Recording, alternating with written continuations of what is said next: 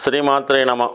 ఈ వీడియోలో మనం మకర రాశి వారికి డిసెంబర్ 1వ తారీఖు నుంచి 7వ తారీఖు మధ్యలో జరగబోయే వార ఫలాల గురించి తెలుసుకుందాం. మరి మకర రాశి వారికి గత కొంతకాలంగా ఏలినాటి శని ప్రభావం వల్ల ఎక్కువ శాతం మందికి ఆర్థికపరమైనటువంటి సమస్యలు, ఉద్యోగపరమైన సమస్యలు రావడం జరుగుతుంది. భగవంతుని అనుగ్రహం వల్ల ఈ ఏలినాటి శని నెమ్మదిగా మనకి ఈ మార్చి నెలాఖరు సుమారుగా కంప్లీట్గా పోవడం జరుగుతుంది అన్నమాట. ఇంచుమించుగా కంప్లీట్గా క్లియర్ అయిపోవడం జరుగుతుంది. మరి అందరూ అనుకున్నట్టుగానే ఏలినాటి శని పూర్తయ్యే ముందు జాతకుడు ఏమైతే పోగొట్టుకున్నాడో ఈ 7.5 సంవత్సరాల్లో తిరిగి పొందడం జరుగుతుంది అన్నమాట. నెమ్మదిగా అది ఉద్యోగం అవ్వచ్చు, వైవాహిక జీవితం అవ్వచ్చు, భార్య అవ్వచ్చు, ధనం అవ్వచ్చు, ఆస్తి అవ్వచ్చు, తిరిగి సంపాదించుకునే విధంగా ఆ గ్రహస్థితి సహాయపడుతుంది. దానికి అనుగుణంగానే ప్రస్తుతం రాశిలోకి శుక్రగ్రహ సంచారం జరిగింది. అంటే మనకి డిసెంబర్ 2వ తారీఖున శుక్రుడు రాశిలోకి ప్రవేశించాడు.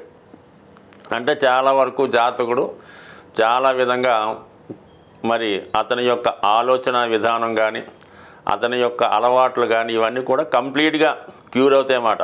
అప్పుడు దాకా ఏదో విధంగా కనబడుతున్నటువంటి వాళ్ళు ఈ శుక్రగ్రహ ప్రవేశంతో తమ యొక్క వేషధారణ, ఆలోచన, అలవాట్లు కంప్లీట్గా మారుతూ కడిగిన ముత్యంలాగా చాలా ఫ్రెష్గా కనబడుతూ ఉంటారు అన్నమాట. అదే స్త్రీలైతే మరీ ఆకర్షణగా అందంగా అలంకరించుకొని వివిధ రకాల ఆభరణాలతో లక్ష్మీదేవిలా కనబడుతూ ఉంటారు. చూసిన వెంటనే అమ్మ వీళ్ళ పరిస్థితి చాలా బాగుంది అనిపించే విధంగా ముందుగానే శుక్రుడు మిమ్మల్ని కరుణించడం స్టార్ట్ చేశాడు.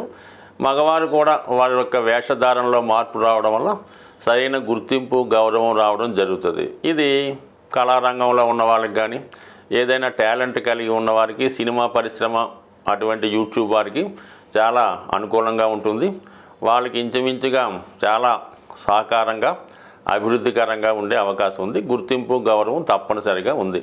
అలాగే వివాహ విషయంలో గత కొంతకాలంగా వాయిదా పడుతున్నటువంటి వివాహం మరి ఈ సమయంలో మీ యొక్క ఆలోచన, లేదంటే కొంతకాలంగా మీరు వివాహానికి వ్యతిరేకత చూపిస్తూ ఉంటే, అలాగే పెద్దవారు ఎవరైనా మీ యొక్క సంతానంలో మకర రాశి వారు ఉంటే ఈ సమయంలో వారికి వివాహం అంగీకరించడం వల్ల మీరు వివాహ ప్రయత్నాలు చేస్తే తొందరగానే వివాహం జరిగే అవకాశం ఉంది.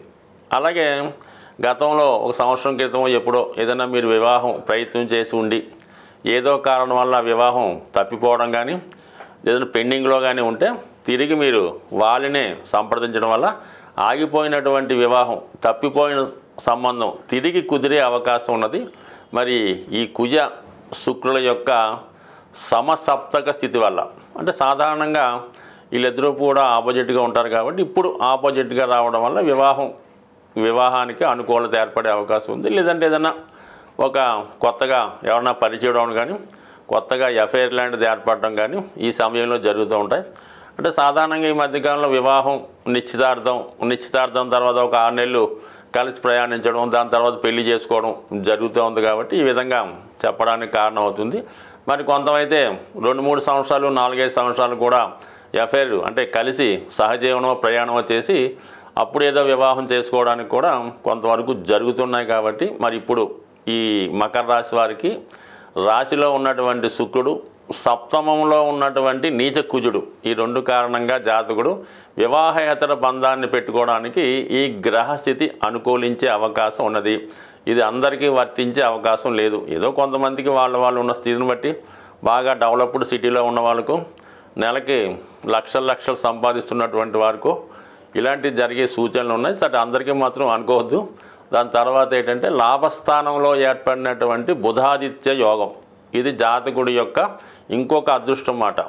ఆకస్మికంగా మీరు గతంలో పోగొట్టుకున్నటువంటి ఉద్యోగం ఏమన్నా కానీ, ప్రమోషన్ కానీ ఖచ్చితంగా ఈ సమయంలో వచ్చే అవకాశం ఉంది.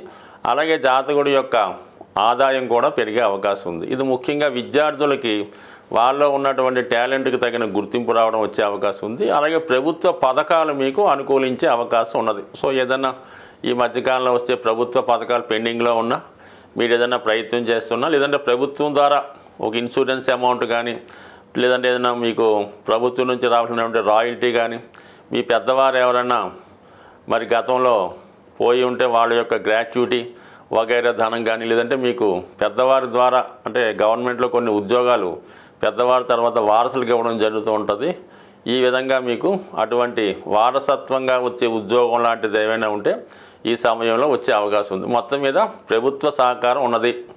అలాగే శుక్రుడి ప్రభావం వల్ల ఆర్థిక పరంగా అనుకూలంగా ఉన్నది.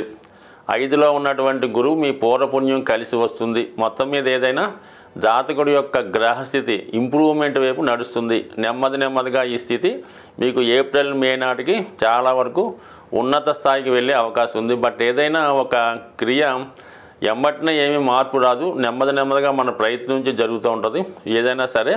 అందువల్ల ఏంటంటే జాతకుడి యొక్క మకర రాశి వారికి అభివృద్ధికరంగా ఉంది కాబట్టి తొందరగా ఇప్పుడు అయిపోతుందని కంగారు పడకుండా ఈ సమయంలో చేసే ప్రయత్నం నెమ్మదిగా మీకు ముందు రోజుల్లో సక్సెస్ అయ్యే అవకాశం ఉంది. ఈ వారంలో మరి సుబ్రహ్మణ్య షష్ఠి రాబోతుంది. డిసెంబరు 7వ తారీఖున సుబ్రహ్మణ్య షష్ఠి, అలాగే 6వ తారీఖున నాగ పంచమి రావడం జరుగుతూ ఉంటుంది. ఈ రెండు కూడా ఎవరి జన్మ జాతకంలో సర్పదోషం లాంటిది ఉంటుందో వాళ్ళు దాని పరిహార నిమిత్తం ఈ 2 రోజులు కూడా విధి విధానంగా సుబ్రహ్మణ్య స్వామిని ఆరాధించడం వల్ల వారి జాతకంలో ఉన్నటువంటి సర్పదోషం పరిహారం అయ్యే అవకాశం ఉన్నది. అంటే అసలు సర్పదోషం ఏ విధంగా ఉంటుంది, దానివలన ఏ విధమైనటువంటి ఫలితం వస్తుంది అని గమనిస్తే జాతకంలో కేంద్రాల్లో పాపగ్రహాలున్నా, పంచమ స్థానంలో కుజుడు శని రాహు కేతువు లాంటి గ్రహాలున్నా, వృశ్చిక రాశిలో ఇటువంటి పాపగ్రహాలున్నా, అలాగే శుభగ్రహాలైనటువంటి గురువు శుక్రుడు రాహుకేతువులతో కలిసిన ఈ విధమైనటువంటి సర్పదోషం అన్నది ఏర్పడడం జరుగుతూ ఉంటుంది. అలాగే కుజుడు బలహీనపడి ఉన్న నీచ స్థితిలో ఉన్న రాహుతో కలిసినా కూడా అంటే ఏదో విధంగా అంటే ప్రతి జాతకంలో కుజదోషం ఉన్నట్టు ప్రతి జాతకంలో కూడా ఏదో ఒక సర్పదోషం అన్నది కనబడడం జరుగుతూ ఉంటుంది. అంటే ఈ సర్పదోషం ఎందుకు ఏర్పడుతుందంటే తెలుసో తెలియకో సర్పాలకి ఇబ్బంది కలగడం వలన ఈ దోషం రావడం జరుగుతుంది. ఇది 7 తరాలుగా జాతకుడిని బాధించే అవకాశం ఉంది. అంటే మీ పూర్వీకులు 7 తరాలుగా అటు ఇటు వాళ్ళు ఏ దోషం చేసినా అది కుటుంబంలో అందరికీ రావాలనే ఏం లేదు, ఎవరో ఒకరికి రావచ్చు. మళ్ళా అది ఎక్కువగా ఈ సర్పదోషం మరి పిల్లలు కలగడంలో ఆలస్యం అవుతుంటుంది. ఎవరి జాతకంలో ఈ సర్పదోషం ఉన్నా వాళ్ళకి ఏమవుతుందంటే సంతానం లేటుగా పుట్టడం, పుట్టినవారు చాలా బలహీనంగా ఉండడం, ఆరోగ్యకరంగా లేకపోవడం, విద్య రాకపోవడం, ఏదో ఒక రోగం వస్తూ ఉంటుంది. అలాగే ఏంటంటే జాతకుడు చెడు వ్యసనాలకి లోనవుతూ ఉంటాడు.